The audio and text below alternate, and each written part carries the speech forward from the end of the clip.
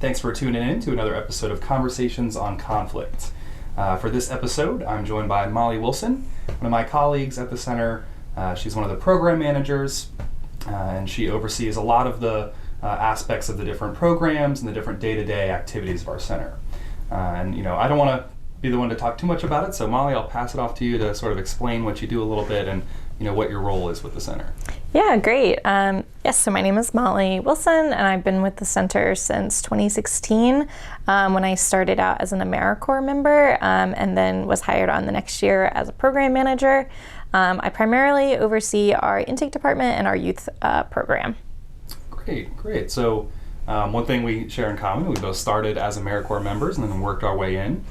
So let me ask you, what brought you to that AmeriCorps program? What sort of sparked your interest in the field of community mediation or just maybe nonprofits in general? Yeah, I always say actually that I kind of fell backwards into mediation. I wasn't that familiar with it before I started as an AmeriCorps. I had just graduated from college and was kind of looking to do something with youth and kind of incorporating psychology and political science. And so mediation seemed like a really lovely way to bring those two things together. And the InSchool Mediation program, which is what I was doing in AmeriCorps program for, really married all of that together in a really lovely way. Awesome. So what is it? Let me ask you this. What does it look like now, looking back on it, starting as an AmeriCorps in the youth program and then now actually managing it? How has that transition been for you? Yeah, and I can speak a little bit to even before I got here. So when the school program started in, I believe it was 2011, at Sligo Middle School, which is one of the schools that we're still at today. So it was just one school, and it was just volunteers that would work at that school. They would do dialogue circles and in-school mediation.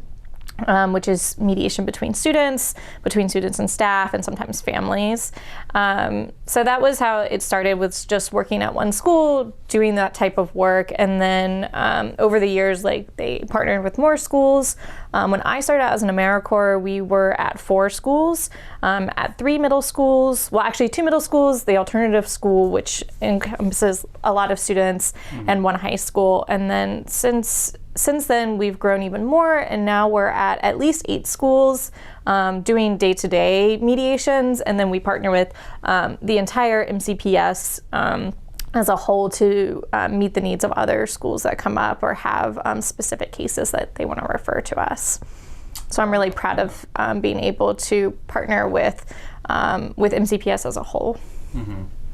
And so I know you'd mentioned there was a couple different numbers you gave there. So we started out the one school almost 10 years ago now, and then when you came on, you said there were 4 schools. 4 schools. Mm-hmm. And now since you've been on, we've doubled that number to 8 here, and then I guess if you really crunch the numbers, we've done much more than that. Doing mediations here and there.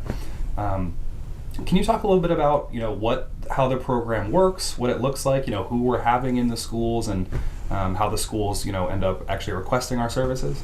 Yeah, so as I mentioned before, that I started out as an AmeriCorps member, and so we partner with Community Mediation Maryland to have AmeriCorps be part of the program. So we are able to be at so many schools because we use both volunteers, we use staff. I go out to many schools, and we use AmeriCorps, which are like temporary 1 year, kind of like staff that they're doing a year of service.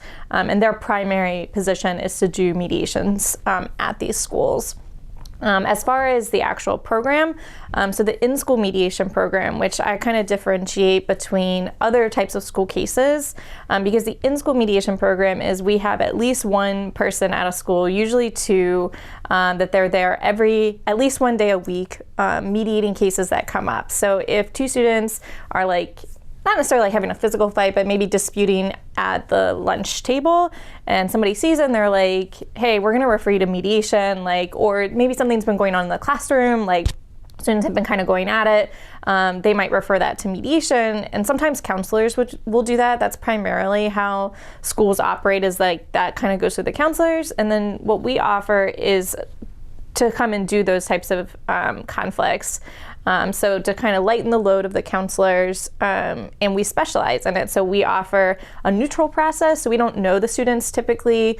So we can come in and say, we're not really part of the school, but we are here to support this conversation that you want to have with another student. We keep it private for the students, so we don't share with their teachers or with their parents even, like what's said in mediation, because we want them to feel like they can actually speak for themselves and not have like a fear that they're going to get in trouble for something they say in mediation. There are, of course, exceptions to that.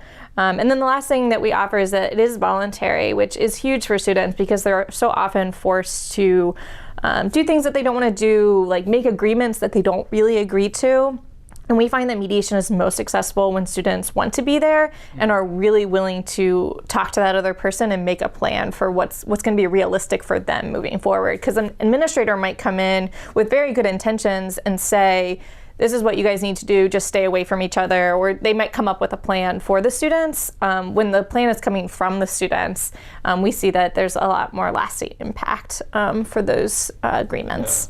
Yeah. No, and that definitely makes sense. I mean, I know, just speaking from experience, back when I was in middle and high school, I was definitely much less likely to listen to an adult or a figure telling me what to do, and I kind of want to rebel a little bit, but I can definitely see if I was the one making these agreements, figuring out, all right, I'm having problems with this kid in my class, and we keep messing with each other, stealing each other's chairs and backpacks and stuff. If I sat down with him and I actually was able to talk to him in my own language in a way that might get me in trouble if the vice principal or the school counselor was there, I can definitely see that might be a much more positive experience for me. Yeah, and we definitely work with an older group. I mean, we do middle school and we do high school, and students have a little bit more autonomy at that age, I think, and they can say, no, this is not working for me, and we really try and honor that through the mediation process. Yeah, that's great. So I know you touched on it a little bit. Can you speak a little bit about the types of cases that you see in middle and high schools, and maybe even if there's a difference between like what you might see in middle school versus high school? Yeah, so a lot of it is, I would like the day-to-day stuff is like smaller drama between friends or former friends. We have a lot of like groups of friends that like maybe in middle school they were really close, and then when they got to high school, they've drifted apart. They are now on, I'm friends with this person and you don't like this person. And so there's like tension there. Yeah. We also do more severe cases where students may be coming back from a suspension after a fight or a physical fight. And part of them coming back is to do a mediation with the other student that they had an issue with. Which, sometimes they have a little bit more time and perspective to be able to have that mediation rather than immediately when an incident happens. But we do want to try and be preventative. So that's why it's really great to have good partnerships with the counselors and with the admin team, because they might hear of something like boiling before it happens. And so that's a lot of that friendship drama. We also do student-teacher mediations at the school, which is I think it's kind of unique. I would have never thought about doing this myself in high school or in middle school, but when students and teachers are not seeing eye to eye in the classroom, it's usually around expectations for both of them. The student has an expectation on the teacher that's not being met, and the teacher has an expectation on the student that's not being met. And so we offer a mediation for that. So teacher will sit down with their student and talk about what's been going on in the classroom, talk about what's realistic moving forward. And it's really lovely to see that as well. Teachers being vulnerable with their students opening up to their teachers. And I think mediation gives them a unique space for that. That's awesome. Yeah, I like that. I love the word unique, because I definitely think that, that's a really sort of, just a different model of how to resolve issues in schools that I certainly didn't have experience with. And it sounds like you've done a good job of getting really tapped in with administrators and counseling staff to make sure that, like you say, they're kind of on the inside. They kind of know things that are boiling before they explode, and then they're able to send them to us, and we can, hopefully help out. Yeah, we've kind of been building those relationships over these last 10 years, as we were talking about earlier, starting at Sligo. So like I said, we're still at Sligo Middle School. So that is a school that I would say has really captured the essence of doing mediation and like in a greater sense, like restorative practices. So MCPS is a restorative practice district now. So all of their schools are putting forth restorative ideas, and mediation and using the Conflict Resolution Center in Montgomery County is one way to kind of continue that mission of wanting more restorative ways of handling conflict or handling disciplinary actions. Yeah. So I definitely, I could see, maybe other counties and other, school systems hopefully looking at us as a model of like, oh, this is really cool. They have this InSchool Mediation program. Maybe they'll start to model what we're doing and use it themselves. Definitely. Yeah. So you said something a little while ago in our conversation.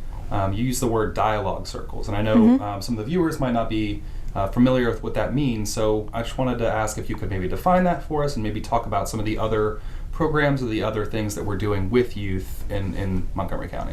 Definitely. So the mediations is kind of like one of the primary services we offer, but we also do, as you're saying, other work with students. And one of those is dialogue circles, which is basically a facilitated circle. So it could be in a classroom, for instance. I know one time we did a dialogue circle there was a long-term sub in the classroom, and they were having a really hard time with the students. Like they kept kind of acting out, or, things were arising in the classroom. So we ended up just sitting down in a circle. We like to do things in a circle, and one of our facilitators just kind of led a discussion around, what's going on in the classroom, and it was on a specific topic. So it was about how to make things basically better for everyone in the classroom. And so dialogue circles can be a specific topic. It could be after something has come up, they want to just debrief on it. Or it can be, a regular thing. Like I know, again, at Sligo Middle School, the staff has weekly dialogue circles that they do with their classrooms. It's just checking in, seeing how things are going, if there's anything people want to bring up for the day. So they can be used as like a consistent just way of connecting. But it can also be used like when there's a specific topic that you may want to discuss in more detail, but not quite a mediation where you're making specific plans on specific topics, and there's like conflict necessarily. So dialogue circle can be used in a lot of different ways. And then some of the other ones that we do conflict management workshops with students. And we'll identify students that maybe are frequent mediation users, which is wonderful, but they might need some extra support. Or some skills, techniques. Yeah, exactly. De-escalation, how to listen better, how to talk to be heard, things like that. Or we'll do that sometimes there's like a specific group. I know when I was in AmeriCorps, there was a group of students at a middle school, and they just kept having issues, and we'd get them in mediation like in different groups. So like one week it would be like 3 of them kind of having a thing, and then the next week it'd be 1 of them versus like 2 other students, and it was just like this group of 10 kind of girls that just kind of continued to have back and forth. We're friends, we're not friends. And we ended up just doing a conflict management workshop with them over a few weeks, and we incorporated things like dialogue circles, but also some skills to give them to better handle those conflicts that were coming up for them. Yeah, and I think that really is crucial. I do a lot of work on, the adult workshops that the Conflict Resolution Center provides, and one of the things that comes up a lot is that a lot of adults talk about not really having any conflict management education growing up. Definitely. It's kind of, whatever their parents taught them was pretty much it, and then they would get, disciplined in school, and that was sort of their education, right? Don't do that. Instead of trying to, teach them actionable skills and techniques and things that they can do to, help them manage conflict day to day, and, big conflict, small conflict, all of that. So I think it's awesome the work you're doing with those workshops and the students. Yeah, it's definitely not like second nature. I don't think. I think it is a learned skill, conflict resolution, and absolutely. I'm glad we're starting out with the younger generation. Yeah, I am too, and I'm really glad that we have you working on the youth program. I've seen firsthand, how good you are with the students, and I think they're really lucky to have you running the program. Thank you. So if you had to leave the viewers with, I don't know, one thing that they should take away from, our youth program in general, what do you think that would be? I think it would be not to underestimate students. I think that they have the ability to handle their own conflict and are not given that power a lot. And I wouldn't say, I think mediation is a really wonderful tool for students to have that space, but it's really the students doing the work. Like we have mediators that are very good and very well trained, but the students are doing the hard work in the mediation, and I think don't underestimate them. I think that they have a lot to say and a lot to come up with for how they want to see things moving forward. But you put that very, very well. Perfect. All right. Well, I want to thank you again, Molly, for giving me some of your time today to hop on and talk about the youth program with me and our viewers here. And for anybody watching, if you want to know a little bit more about our youth program, you can visit us online and read a little bit more about that at crcmc.org. And if you want to support the organization and support our center and the work we're doing in the community and the work we're doing in Montgomery County Public Schools, we would not be able to do that without all the support and generous donations from people like you. So if you feel like making a donation today, you can do that at crcmc.org/donate now. And with that, I want to thank you again for watching, and thanks for joining me today, Molly. Thanks for having me. I hope you'll be able to tune in for the next one. Take care.